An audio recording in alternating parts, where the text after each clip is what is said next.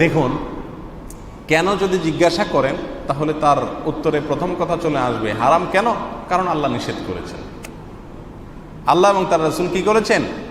নিষেধ করেছেন, সেজন্য হারাম।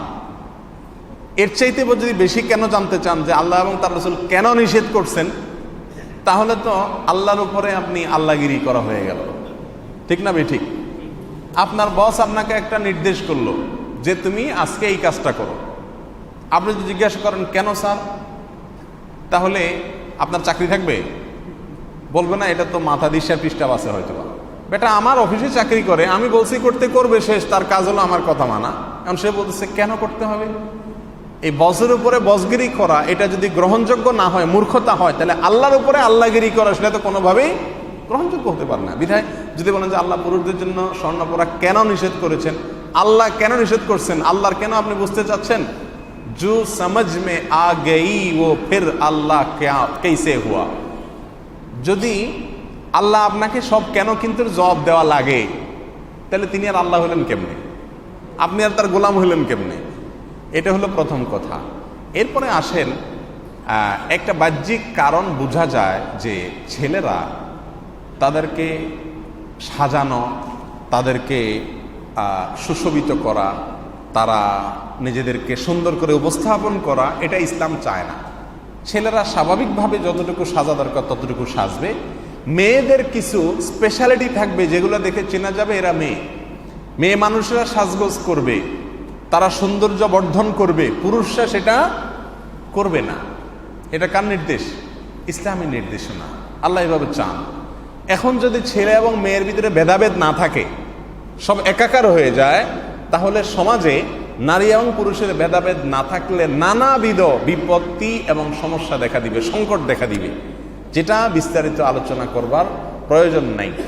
নারী এবং পুরুষের ভেতরে যদি কোনো ভেদাভেদ না থাকে, সমাজে ভারসাম্যতা কোনো অবস্থাতেই থাকবে না। এজন্য এই স্বর্ণ অলংকার দিয়ে নিজেকে সজ্জিত করা, সাজগোজ করা, এটা মেয়েদের জন্য দেওয়া হয়েছে। ছেলেরা যদি করে তাহলে সে মেয়েদের সাথে সাদৃশ্য গ্রহণ করলো। আর ছেলেরা মেয়েদের ভূষা ধারণ করা আর মেয়েরা ছেলেদের বেশভূষা ধারণ করা ইসলামে কি নেই, জায়েজ নাই। স্বাতন্ত্র রাখতে বলা হয়েছে ছেলেরা এবং মেয়েরা। নাস্তিকেরা এবং আল্লাহদ্রোহীরা চায় ছেলে এবং মেয়েদের কোনো পার্থক্য যেন না থাকে, সব যেন একাকার হয়ে যায়। ছেলেরাও প্যান্ট পরবে, মেয়েরাও প্যান্ট পরবে, ছেলেরাও শার্ট পরবে, মেয়েরাও শার্ট পরবে, ছেলেরা ওড়না পরবে না, মেয়েরাও ওড়না পরবে না। যেহেতু নাস্তিকরা বহু চেষ্টা করছে মেয়েদের গা থেকে ওড়না সরানোর জন্য, বাংলাদেশের কথা বলতেছি, দেখে যে না, মেয়েরা ওড়না যদি ভালো করে নাও পরে অন্তত একটা পেঁচায় পুষায় রাখে, কোনোভাবে মেয়েদের থেকে ওড়না সরানো যায় না। তখন তারা বুদ্ধি বাইর করছে, তাহলে মেয়েদেরকে যদি ওড়না সরানো যাচ্ছে না, পুরুষদের মতো বানানো যাচ্ছে না, তো এবার পুরুষদের পাঞ্জাবির সাথে একটা ওড়না লাগাই দিছে। কথা বুঝেন নাই? অর্থাৎ মেয়েদেরকে ছেলেদের মতো বানাতে চায়।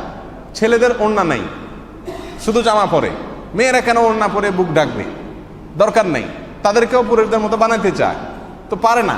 যখন পারে না, এবার তারা নতুন আইডিয়া আবিষ্কার করছে। তাহলে এবার বাজারে দেখেন যত পাঞ্জাবি বাইরে হয়েছে, এখন এই পাঞ্জাবির সাথে একটা করে ছেলেদের পাঞ্জাবিতে কি পাওয়া যায়? ওড়না পাওয়া যায়। যে মেয়েদেরকে যদি ছেলেদের মতো বানাতে না পারে, তাহলে ছেলেদেরকে মেয়েদের মতো বানায় ছাড়বো। কথা কি বুঝতে পারছেন?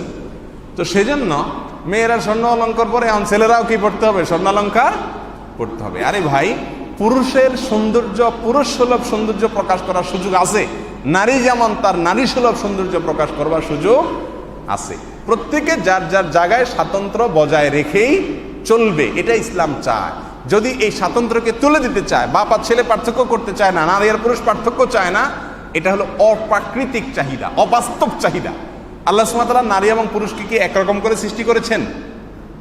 দৈহিকভাবে এবং সার্বিকভাবে নারী আর পুরুষ কি এক? পুরুষ যেখানে সেখানে দাঁড়ায় পেশা শুরু করতে পারবে, নারী পারবে?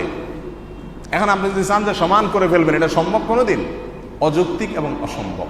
এই যে পার্থক্য, এটা রাখবার জন্যই বলা হয়েছে নারীরা স্বর্ণালঙ্কার পরবে, পুরুষরা পরবে না। তারা সাজগোজ করবে, পুরুষরা এত সাজগোজ করবে না।